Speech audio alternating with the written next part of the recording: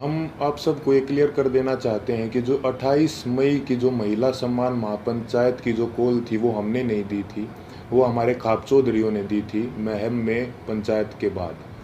हमारे को तो कुछ समय के बाद जो है इस फैसले के कुछ समय बाद हमारे को ये पता चला कि 28 तारीख को जो है नए संसद भवन का उद्घाटन भी है। फिर भी जो है हमने हमारे बड़े बुजुर्गों के आदेश का जो है पालन किया, जिसके परिणाम स्वरूप जो है हमारे को इस तरीके से बर्बरतापूर्वक घसीटा गया रोड पे, और जो है हमारे को प्रोटेस्ट साइट से भी जो है ज़बरदस्ती हटा दिया गया। 28 तारीख को जो घटना हमारे साथ हुई उसने हमें अंदर से तोड़ दिया था। हमने देश के लिए इतने पदक जीते, देश का इतना मान सम्मान बढ़ाया, फिर भी हमारे मान सम्मान को जो है वो सड़कों पर रौंद दिया गया। उस घटना के बाद हम जो है इतने आहत हो गए थे, इतने परेशान हो गए थे कि वो बात हम वर्ड्स में भी नहीं बता सकते। हमें कुछ समझ नहीं आ रहा था कि हमारे साथ ये क्यों हुआ। उसके बाद हम सब ने अपने सारे मेडल्स गंगा जी में विसर्जित करने का फ़ैसला लिया, क्योंकि हमें वो अपने सारे मेडल्स बेईमानी नज़र आ रहे थे। लेकिन फिर हरिद्वार में भी हम सब इस तंत्र की साजिश का शिकार हो गए। जैसे ही हम हरिद्वार में अपने मेडल बहाने पहुँचे तो तंत्र से जुड़ा एक आदमी बजरंग का हाथ पकड़ के साइड में ले गया और उससे पता नहीं कितने नेताओं की बात करवाई कि आप रुको, आपके बारे में मीटिंग चल रही है और आपको न्याय भी मिल जाएगा, आप बस 7 बजे तक रुको। और कैसे भी करके जो है 7 बजे तक बजरंग को जो है रोक के रखा, और एग्जैक्ट 7 बजे तंत्र से जुड़े और भी इसी तंत्र से जुड़े लोग पता नहीं कितनी संख्या में वहाँ पर पहुँच जाते हैं, और वहाँ पे जो है व्यवस्था इस तरह की बन जाती है कि अगर उसके बाद हम मेडल बांटने जाते तो वहाँ पे हिंसा भी हो जाती। तो वहाँ भी हमने फिर समझदारी जो है दिखाई और जो है रुकने का निर्णय लिया कि अभी हम रुक जाते हैं। और एक और बात क्लियर कर दे कि वो मेडल हमने सिर्फ अपने कोचेज़ को और अपने माँ बाप को वापस दिए थे। वहाँ पे क्या चल रहा था ये हमारे को कुछ समझ में ही नहीं आ रहा था। हम उस मानसिक स्थिति में थे ही नहीं कि हम वहाँ पे किसी साजिश को या वहाँ पे क्या चल रहा है इस चीज़ को समझ पाते। हम बहुत ही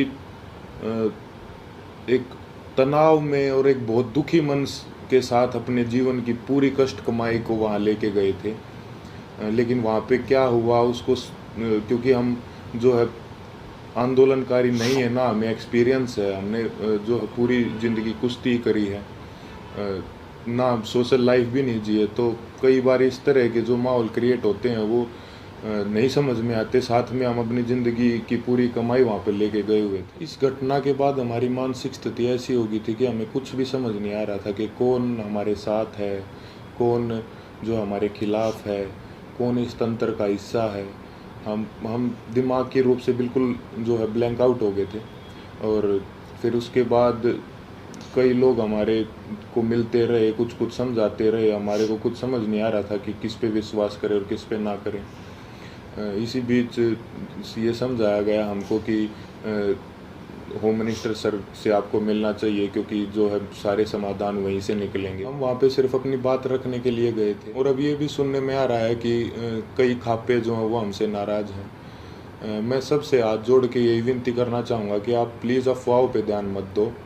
अगर अनजाने में हमसे कोई गलती भी हुई हो तो हमें माफ़ करो। इतने दिन लगातार संघर्ष करने के बाद, इतने लोगों से मिलने के बाद हमने क्या महसूस किया है, क्या सीखा है, ये तो अभी हम आपको वर्ड्स में नहीं बता सकते। लेकिन हमने कई ऐसे इंसान भी देखे हैं हमारे साथ, और कई ऐसे संगठन देखे हैं जो निस्वार्थ भाव से जिन्होंने हमारा समर्थन किया है। हम उनका दिल से धन्यवाद करना चाहेंगे। संयुक्त किसान मोर्चा ने जो है पूरे जी जान से धरातल पे भी जो है हमारा जो समर्थन किया है। भाई चंद्रशेखर रावण का भी मैं दिल से धन्यवाद करना चाहूँगा, क्योंकि ये तंत्र जात पात में हमको बांटना चाहता था, लेकिन उस भाई ने हमारी दिल से सपोर्ट की है। तो चंद्रशेखर भाई का भी दिल से धन्यवाद। सत्यपाल मलिक जी का भी मैं धन्यवाद करना चाहूँगा कि उन्होंने हमारे को प्रेरित किया कि कैसे बेबाकी से अपनी बात जो है रखी जाती है। साथ ही सभी महिला संगठनों का भी मैं जो है दिल से धन्यवाद करना चाहूँगा कि उन्होंने जितनी ताकत उनमें थी हमारा सपोर्ट किया है। साथ ही छात्रों का भी, हर एक उस इंसान का जो निस्वार्थ भाव से हमारे पास हमारे समर्थन के लिए आए हों, उनका हम दिल से धन्यवाद करना चाहेंगे।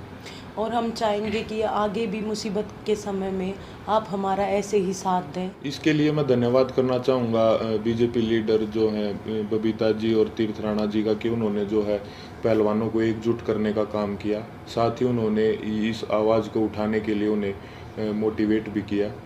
उसके बाद इन्होंने ही सरकार के साथ जो है मीडिएटर बन के जो पहलवानों को एक कमेटी का नाम दे के जो है आश्वासन दिलवाया सरकार से, यही उसके बीच में जो है मीडिएटर थे।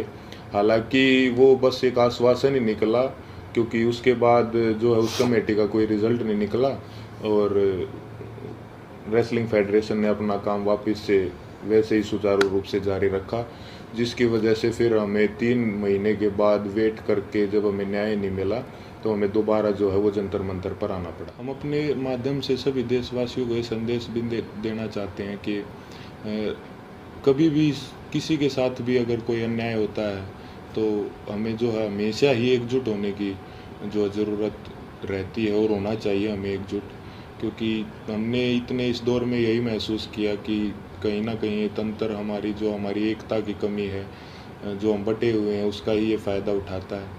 किसी के साथ भी अन्याय हो तो आप प्लीज़ एक साथ आइए। अन्याय के खिलाफ निस्वार्थ और सच्चे मन से अगर हम कभी भी एकजुट होकर अन्याय के खिलाफ आवाज़ उठाते हैं तो आत्मा को बहुत संतुष्टि मिलती है। धन्यवाद।